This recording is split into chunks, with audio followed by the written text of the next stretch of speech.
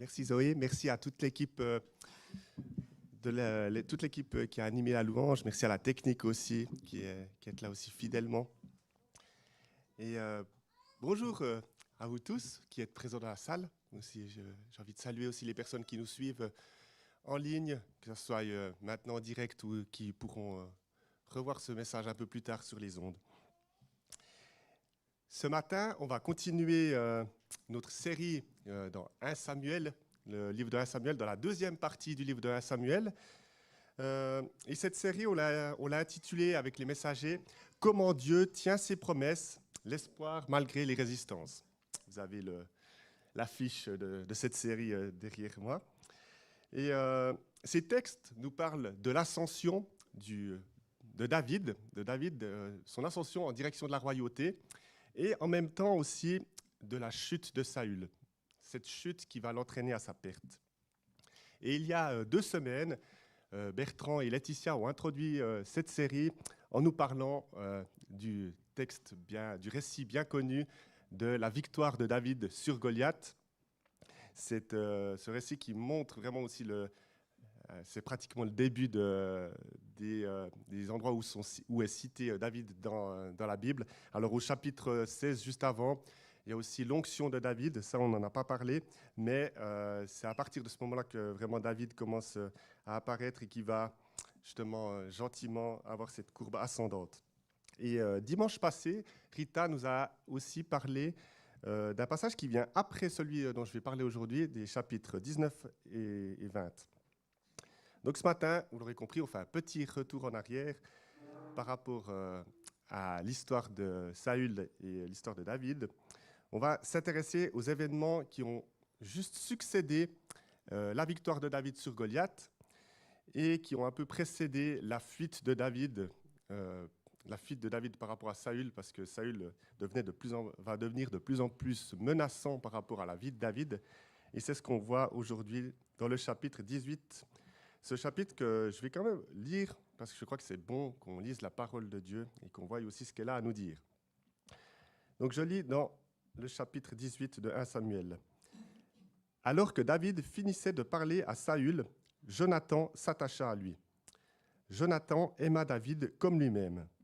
Ce jour-là, Saül garda David chez lui et ne le laissa pas retourner chez son père. Jonathan fit alliance avec David, parce qu'il l'aimait comme lui-même. Il retira le manteau qu'il portait pour le donner à David, et lui donna ses vêtements, y compris son épée, son arc et sa ceinture. David partait en campagne, et il réussissait partout où l'envoyait Saül. Celui-ci le mit à la tête des hommes de guerre, et il plaisait à tout le peuple, même aux serviteurs de Saül. Alors qu'il revenait de guerre, après que David eut tué le Philistin, les femmes sortirent de toutes les villes d'Israël à la rencontre du roi Saül. Elles chantaient et dansaient au son des tambourins et des triangles, et elles poussaient des cris de joie. Les femmes qui chantaient se répondaient les unes aux autres en disant « Saül a frappé ses 1000, et David ses 10 000. » Saül fut très irrité. Il prit très mal la situation. Il dit « On en donne 10 000 à David, et c'est à moi que l'on donne les 1000. Il ne lui manque plus que la royauté. » Saül regarda David avec malveillance à partir de ce jour et par la suite. Je passe directement. Voilà, je continue à suivre. Le lendemain, le mauvais esprit envoyé par Dieu vint sur Saül, qui eut des accès de délire au milieu de sa maison. David jouait comme les autres jours, et Saül avait sa lance à la main. Saül leva sa lance en se disant « Je vais clouer David contre la paroi. » Mais David l'évita par 2 fois. Saül éprouvait de la peur vis-à-vis de David parce que l'Éternel était avec David, alors qu'il s'était retiré de lui.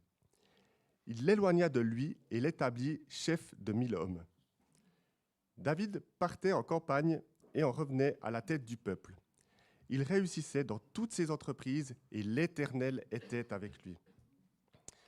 Voyant qu'il réussissait toujours, Saül avait peur de lui. En revanche, tout Israël... voyant qu'il réussissait toujours, Saül avait peur de lui. En revanche, tout Israël et tout Juda aimaient David parce qu'il partait en campagne et en revenait à leur tête. Saül dit à David, Je vais te donner en mariage ma fille aînée, Mérab. Seulement, sers-moi comme un vaillant homme et mène les guerres de l'Éternel. » Il se disait, « Je ne veux pas porter la main contre lui, que ce soit les Philistins qui le fassent. » David répondit à Saül, « Qui suis-je? Qu'est-ce que ma vie et qu'est-ce que le clan de mon père en Israël pour que je devienne le gendre du roi? » Lorsque le moment où Mérab, la fille de Saül, devait être donnée en mariage à David arriva, elle fut donnée à Adriel de Méhola. Michal, la fille de Saül, tomba amoureuse de David. On en informa Saül et cela lui plut. Il se disait, « Je la lui donnerai en mariage. Ainsi, elle représentera un piège pour lui, et il tombera sous les coups des Philistins. » Saül dit une nouvelle fois à David, « Aujourd'hui, tu vas devenir mon gendre. » Saül donna l'ordre suivant à ses serviteurs. « Parlez en secret à David et dites-lui, le roi a de l'affection pour toi et tous ses serviteurs t'aiment. Deviens maintenant son gendre. » Les serviteurs de Saül répétèrent ces paroles à David et il répondit, « Croyez-vous qu'il soit facile de devenir le gendre du roi? Je ne suis qu'un homme pauvre, sans importance. » Les serviteurs de Saül lui rapportèrent ce qu'avait répondu David. Saül dit, « Voici comment vous parlerez à David. Le roi ne réclame aucune dot. Toutefois, il désire 100 prépuces de Philistins pour être vengé de ses ennemis. » Saül avait le projet de faire tomber David entre les mains des Philistins. Les serviteurs de Saül rapportèrent ces paroles à David et ce dernier accepta les conditions qui lui étaient posées pour devenir le gendre du roi. Avant le délai fixé, David se leva, partit avec ses hommes et tua 200 Philistins. Il rapporta leurs prépuces et les livra tous au roi afin de devenir son gendre. Alors Saül lui donna sa fille Michal pour femme. Saül vit et comprit que l'Éternel était avec David. Quant à sa fille Michal, elle aimait David. Saül eut de plus en plus peur de David, et il fut toute sa vie son ennemi. Chaque fois que les princes des Philistins partaient au combat, David avait plus de succès que tous les serviteurs de Saül, et son nom devint très célèbre. Ici s'arrête la lecture de la parole. Et waouh, quelle histoire! Je ne sais pas ce que vous en pensez, mais moi, ça me fait penser un peu à une série télé où il y a des protagonistes, des gens qui ont des histoires quand même assez abracadabrantes. Des fois, on se dit que la Bible, c'est un beau livre avec des belles histoires d'amour et tout ça, mais là, on voit plutôt que ça fait, je pense que ça peut inspirer des scénarios pour des séries avec des histoires sanglantes, de jalousie, des traîtrises, de la manipulation. Bref, la Bible parle de beaucoup de sujets. Elle n'ignore pas vraiment le cœur de l'homme, tout ce qu'on peut faire de bien et aussi de moins bien. Et dans ce passage, on a donc affaire à deux personnages principaux qui sont à la croisée de leur chemin. Et j'aime bien cette illustration que l'on trouve sur le Bible Project. Bible Project, je pense que la plupart d'entre vous le connaissez, c'est une chaîne YouTube sur laquelle on peut, il y a les récits, les livres de la Bible sont expliqués, sont analysés avec différents schémas.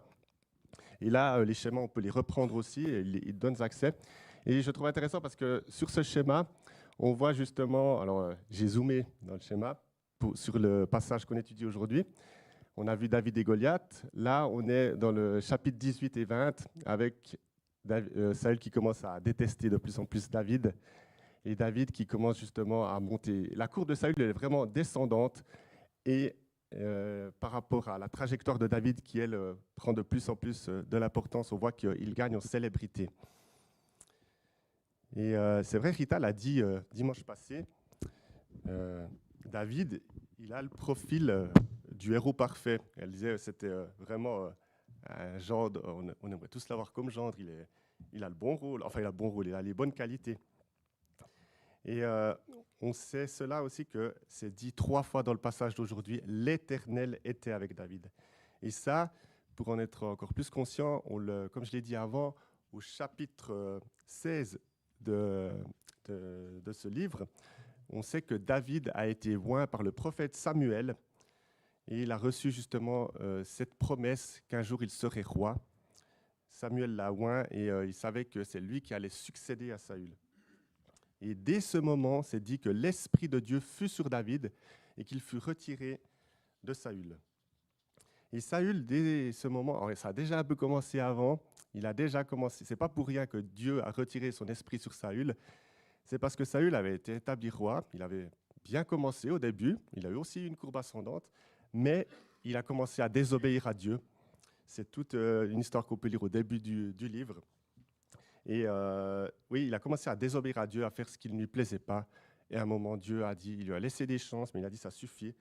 Et il lui a retiré cette royauté parce qu'il avait rejeté justement cette parole de Dieu. Et c'est intéressant, je trouve, dans ce passage, de dresser justement un comparatif un peu sur les deux attitudes de nos deux protagonistes. Alors on voit, on va commencer par David. David, on voit qu'il est lié, il lie une amitié profonde avec Jonathan. Jonathan qui n'est pas n'importe qui est le fils de Saül, qui est le futur roi, normalement c'est lui le prince héritier. Et Jonathan va avoir une attitude différente de celle de son père. Il va en quelque sorte abdiquer en lui donnant ses vêtements, en lui donnant son bouclier, vraiment en disant, ben voilà, je reconnais que aussi je veux mettre une amitié forte avec toi. Et plus tard, on le verra aussi, il va dire à David que quand David sera roi, qu'il espère être à ses côtés, à sa suite. On voit que Jonathan a une attitude vraiment différente de celle de son père. David réussit dans toutes ses entreprises, car Dieu est avec lui. C'est répété 3 fois, je l'ai dit avant. David est apprécié de tout le peuple. Il est apprécié au début du passage même de Saül, ensuite de ses serviteurs, de ses filles et de tout le peuple d'Israël. Il reste humble malgré la gloire qu'il a reçue. Il dit « Qui suis-je? Qu'est-ce que ma vie ?» Et chaque fois, quand Saül lui propose de devenir son gendre, il lui dit « Mais je suis pauvre. » Il est conscient de sa position et il ne met pas en avant ses succès, il ne met pas en avant le fait qu'il est sur une courbe ascendante, il reste humble.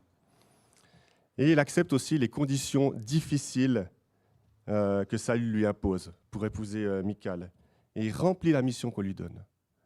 Et là, je fais une petite pause parce que je trouve intéressant que pour nous aussi, dans notre vie pratique de tous les jours, des fois, on a peut-être des situations dans notre vie, ça peut être à notre travail par exemple, où on se fait imposer des choses qu'on trouve peut-être injustes et qu'on trouve peut-être difficiles à réaliser.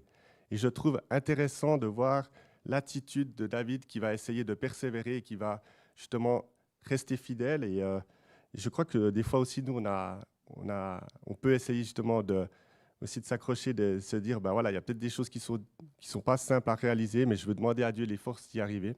Alors après, bien sûr, si vous subissez du mobbing ou ce genre de choses sur votre lieu de travail, je crois qu'il y a, Dieu, il y a aussi des mécanismes qui existent pour essayer de dénoncer ça, mais je crois qu'il y a quand même un bel exemple aussi de voir que David, face à ce qu'on lui a demandé de faire, il a quand même montré une certaine résilience et il a rempli la mission qui lui était confiée.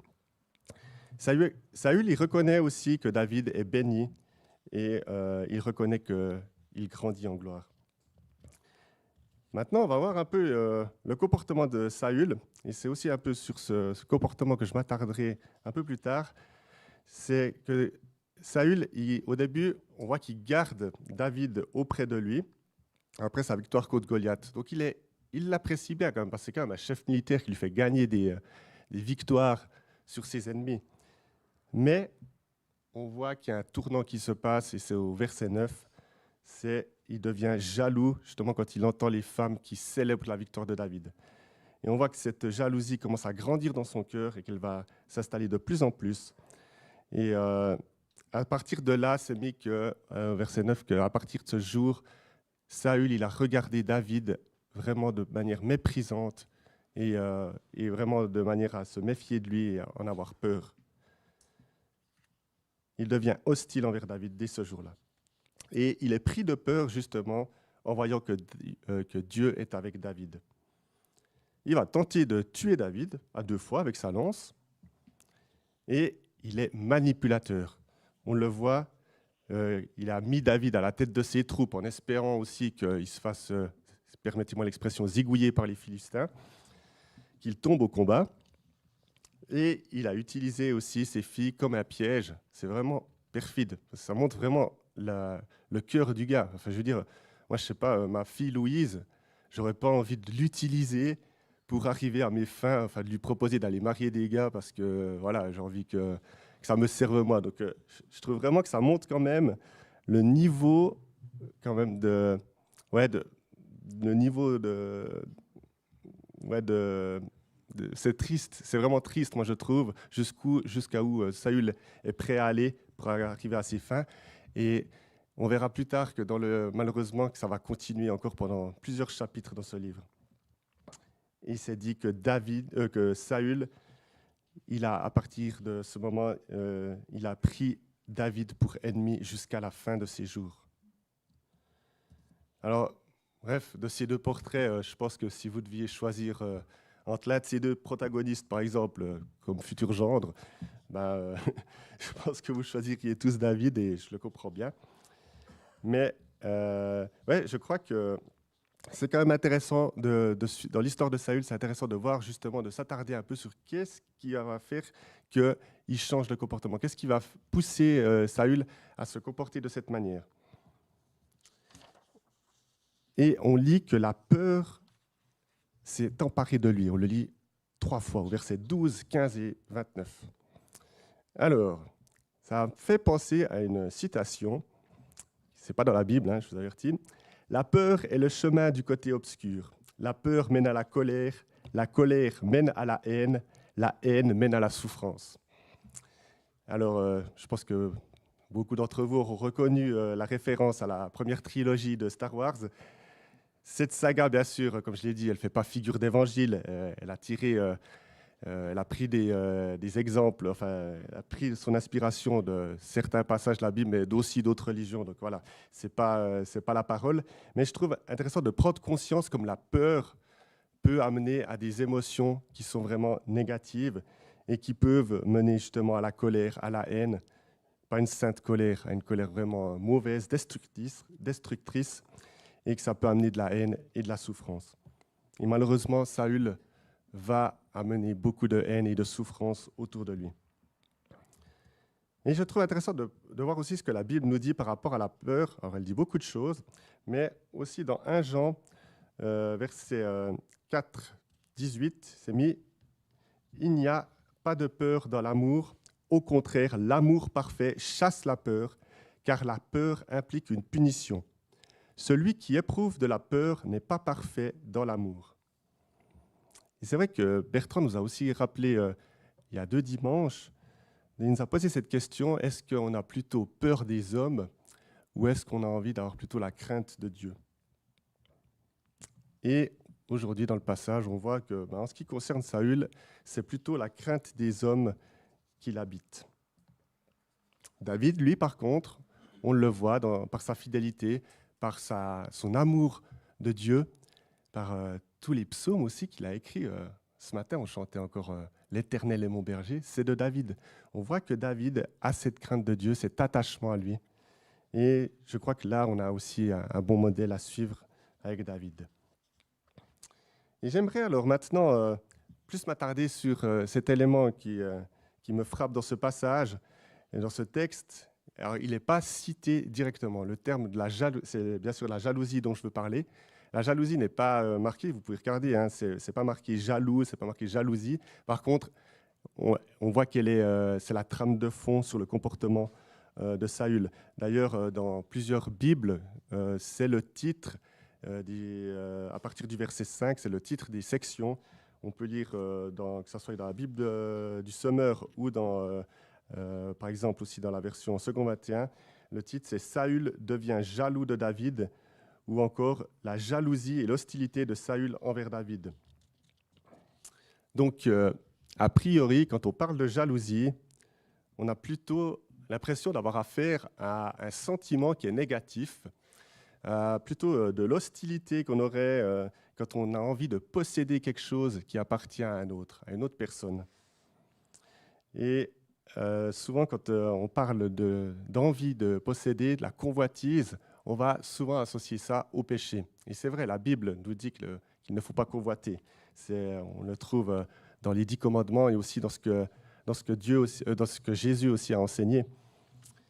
Mais pourtant, il y a aussi des passages dans la Bible qui nous disent que Dieu est un Dieu jaloux. Et c'est vrai que je crois que c'est bon de se dire, mais Dieu est un Dieu jaloux, mais Dieu ne pêche pas. Donc, intéressons-nous un peu à ce thème de la jalousie. On lit en effet dans Deutéronome 4, 24, « En effet, l'Éternel, ton Dieu, est un feu dévorant, un Dieu jaloux. » Alors, pourquoi Dieu est jaloux et ne pêche pas? Pour ça, ça peut être intéressant aussi de regarder vraiment la définition de ce qu'est la jalousie. Et dans le Larousse, on peut lire que la première définition, c'est un vif attachement à quelque chose. Donc c'est intéressant de noter que c'est un vif attachement, donc il n'y a pas là-dedans la notion de péché. Je crois que vraiment là, c'est clair. Et le problème justement avec la jalousie, c'est si on va plus loin dans la définition, c'est quand elle est portée à l'encontre de quelque chose qui ne nous appartient pas. Quand la jalousie est portée à l'encontre de quelque chose qui ne nous appartient pas. Par exemple, là, on peut être jaloux de la maison de notre voisin. Il a peut-être une belle piscine, des panneaux solaires, je ne sais pas, mais ça peut être quelque chose sur lequel qu'on a envie de posséder. Ça peut être différentes choses, son succès, dans la réussite de notre prochain, ça peut être dans l'Église, quelqu'un qu'on envie, qu'on aimerait être comme lui. Et il y a donc, dans ces cas-là, un péché de convoitise, comme je l'ai dit avant, qui est dénoncé dans la parole et qui amène à nous faire réfléchir là-dessus et à essayer de changer de comportement. Mais la jalousie de Dieu, elle n'est pas négative. Et elle est souvent citée pratiquement tout le temps en lien avec l'idolâtrie. Et l'idolâtrie, on peut définir ça comme c'est donner notre adoration à quelqu'un d'autre que Dieu. Ce matin, on est venu, on a adoré Dieu, on a loué dans la louange, on l'adore. Et justement, l'idolâtrie, c'est quand on se détourne de ça, qu'on met toute notre attention, ça peut être sur plein de choses. Mais voilà, je n'ai pas besoin forcément de vous donner des exemples ce matin. La jalousie de Dieu, elle est liée à son honneur et pour sa gloire. Premièrement, la première chose, c'est lié à son honneur et pour sa gloire, parce que Dieu, c'est lui qui est le créateur de toutes choses, et c'est lui seul qui mérite d'être adoré. Et il a donc justement tout à fait le droit de revendiquer ce qui lui appartient, car nous lui appartenons. Nous sommes ses créatures. Et nous avons été créés pour l'adorer et pour le glorifier dans toute notre vie. Et il tient fortement à cela. Il tient à nous. La jalousie de Dieu, elle est aussi liée à sa sainteté. On l'a dit, Dieu n'est pas souillé du péché. Il ne fait pas le mal. Il sait justement ce qui est juste et ce qui est bon. Et lorsqu'il rencontre ce qui est en contradiction avec cette sainteté, lorsqu'il rencontre des choses qui sont en lien avec le mal, il est jaloux que le mal, justement, soit recherché au lieu du bien. Et la jalousie de Dieu, enfin, elle est liée à son amour. Et là, c'est intéressant de faire une analogie avec le mariage. On sait qu'un homme et une femme, quand ils s'unissent, ils font une alliance entre eux et ils se promettent d'être fidèles. Et dans ce cadre-là, dans ce cadre du mariage, c'est normal d'être jaloux de son époux ou de son épouse si c'est pour préserver justement l'amour qui est dans le mariage. Et justement, quand cette relation est menacée, la jalousie est quelque chose de normal.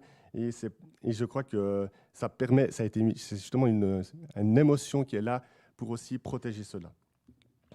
Et Dieu a une relation aussi, qui est souvent comparée dans la Bible, une relation entre l'époux et l'épouse. Dans l'Ancien Testament, on dit qu'on le voit avec son peuple. On voit que quand son peuple se détourne de lui, il le compare aux actes d'une prostituée. Et dans le Nouveau Testament, on sait que l'Église est appelée l'épouse du Christ. Et donc, il y a aussi cette relation d'amour très profonde dans la jalousie de Dieu qui veut justement que son Église le glorifie et reste attachée à lui. Bon, alors très bien. On a vu un peu les attributs de cette jalousie de Dieu. Et nous, comment est-ce qu'on peut être appelé à réagir par rapport à cette jalousie de Dieu? Je crois, premièrement, on peut essayer de nous détourner de ce qui peut la provoquer, cette jalousie. Donc, en essayant de nous détourner du péché, bien sûr. En Romains 13, 12 à 14, nous lisons « La nuit est bien avancée, le jour approche. Débarrassons-nous donc des œuvres des ténèbres et revêtons les armes de la lumière. Conduisons-nous honnêtement comme en plein jour, sans orgie, ni ivrognerie, sans immoralité, ni débauche, sans dispute, ni jalousie. Mais revêtez-vous du Seigneur Jésus-Christ. Ne vous préoccupez pas de votre nature propre pour satisfaire ses convoitises. » Eh bien, gardons déjà à l'esprit que la seule chose qui puisse nous satisfaire complètement, pleinement sur cette terre, c'est d'être unis à Christ et c'est de rechercher la volonté de Dieu. Et c'est dans cette union à Christ aussi qu'on va trouver un sens aussi à notre vie et qu'on va aussi se rendre compte que des fois, ce qu'on jalouse, les choses que l'on convoite, c'est des bêtises. Et que, en fait, ce qui est important, c'est d'être en Christ. Un deuxième point qui peut nous aider justement à réagir par rapport à la jalousie de Dieu, c'est en étant justement zélé pour Dieu. Et David, pour cela, c'est un exemple qui est remarquable, parce que, comme je l'ai dit avant, il a écrit des psaumes, on voit qu'il était vraiment attaché à Dieu. Et on sait que Dieu cherche un peuple d'adorateurs. Et c'est vrai que Dieu, il cherche à ce qu'on ait une relation intense avec lui. Et c'est dit, c'est le plus grand commandement. Quand les pharisiens demandent à Jésus quel est le plus grand commandement, eh bien David, Jésus, il va citer 2 commandements. Et le premier, c'est d'aimer Dieu de tout son cœur, de toute son âme et de toute sa pensée. Je ne sais pas si vous avez... moi, je l'ai entendu 20 000 fois, ce verset. Mais je me suis pris une claque en le relisant, en me disant de tout mon cœur, de toute mon âme et de toute ma pensée. Je dois encore bien faire des progrès dans ma sanctification et dans mon amour pour Dieu. Et on a des progrès à faire, mais heureusement, la jalousie n'est pas le seul attribut de Dieu, et on le sait bien. Et dans Jacques 4, les versets 5 à 6, on peut lire justement je lis ce qui est écrit. « Croyez-vous que l'Écriture parle sans raison? C'est avec jalousie que Dieu aime l'Esprit qui habite en nous. Cependant, la grâce qu'il accorde est plus grande encore. C'est pourquoi l'Écriture dit « Dieu s'oppose aux orgueilleux, mais il fait grâce aux humbles. » Il fait grâce aux humbles. De nouveau, dans le passage de ce matin, on a vu que David est aussi rempli d'humilité. Il reconnaît quand il fait des fautes. Et David n'est pas l'exemple parfait, on le sait. Dans 2 Samuel, on verra qu'il va faire des bêtises dans sa vie. Il va avoir de la jalousie, il va être meurtrier, il va convoiter. Mais il va reconnaître. Il va être humble et il va reconnaître sa faute, ce qu'on ne voit pas vraiment dans l'attitude de Saül, dans le passage qu'on avait aujourd'hui. Et Dieu, dans sa grâce, pardonne. Et on le sait que Dieu, le plus grand acte de grâce qu'il a fait pour nous, c'est d'envoyer Jésus-Christ à la croix pour venir nous réconcilier avec lui, pour nous pardonner notre péché, pour effacer cette ardoise qui nous salit. Et encore, quand nous péchons aujourd'hui, alors on essaye de ne pas le faire, mais on le fait encore, grâce à la résurrection, grâce à la mort de Christ à la croix et aussi sa résurrection, on sait que Dieu nous a pardonné et qu'on a une espérance. Alors oui, aujourd'hui, on est tous encore en chemin et l'Esprit de Dieu habite en nous, nous qui l'avons reconnu justement comme Sauveur et Seigneur de nos vies. Et on est appelé à persévérer. Et Rita nous le rappelait, à nous laisser transformer justement, comme David a été transformé au fur et à mesure de son parcours, nous aussi nous sommes appelés à être transformés par l'Esprit de Dieu. Et ensemble, en Église, on peut s'encourager à ça. Nous sommes le corps de Christ. J'ai encore quelques pistes pour nous aider, alors justement, à gérer nos jalousies bien humaines quand on convoite justement des choses qui ne nous appartiennent pas. Et bien, je crois que, je l'ai dit déjà un peu, mais en reconnaissant nos faiblesses, en confessant aussi nos péchés à Dieu, ou aussi à des frères et sœurs dans la prière, des gens à qui on a confiance, je crois que c'est bon de confesser humblement et de dire, là, Seigneur, j'ai vraiment besoin de ton aide. Je sais que j'ai ce péché avec lequel je lutte. Et c'est bon de se rapprocher de Dieu et de lui dire cela. On peut remercier aussi Dieu pour tous les dons qu'il nous fait. La jalousie, c'est envier ce que les autres ont. On l'a vu dans des cas. Mais c'est aussi, justement, si on a une attitude de reconnaissance, de remerciement envers Dieu pour déjà d'ouvrir les yeux sur tout ce qu'on reçoit dans nos vies, ça peut nous aider aussi. Et on peut faire confiance à Dieu. Vraiment, la confiance à Dieu est aussi important que lui pourvoit à vraiment nos besoins ultimes, ce qu'on a réellement besoin, et qu'il est là à nos côtés. Et on peut encore se rappeler que c'est justement dans une relation avec lui qu'on va vraiment trouver tout ce qu'on a besoin, et c'est lui qui va satisfaire. C'est lui vraiment qui peut nous satisfaire complètement. Donc, la vie pour un chrétien, je crois que c'est un défi, c'est un combat tous les jours. Comme David a eu ses combats. Nous aussi, c'est un combat qu'on doit mener chaque jour après jour. Et il y a des obstacles sur la route. Et Jésus, il a été clair avec ses disciples. Il leur a dit, il y aura des obstacles. Et je crois qu'il faut vraiment, si vous imaginez que votre vie avec Jésus, ça va être rose, qu'il n'y aura pas de difficultés, qu'il n'y aura pas d'obstacles, ben là, c'est un évangile de prospérité. Et je crois vraiment que ce n'est pas le vrai évangile. Jésus a averti qu'il y aurait des difficultés. Pour certains, il y aurait des tribulations, qu'il y aurait des persécutions.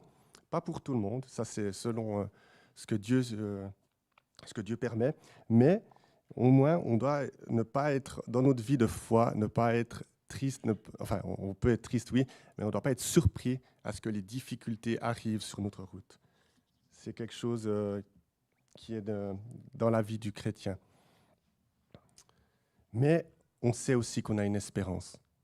Et même si sur cette terre, certains vont subir vraiment beaucoup plus que d'autres, des fois on ne comprend pas. Mais on sait qu'à la fin des temps, justement, Jésus-Christ qui est venu nous racheter, qui est venu donner sa vie pour nous à la croix, on sait qu'il reviendra victorieux et que nous aurons l'éternité dans sa présence.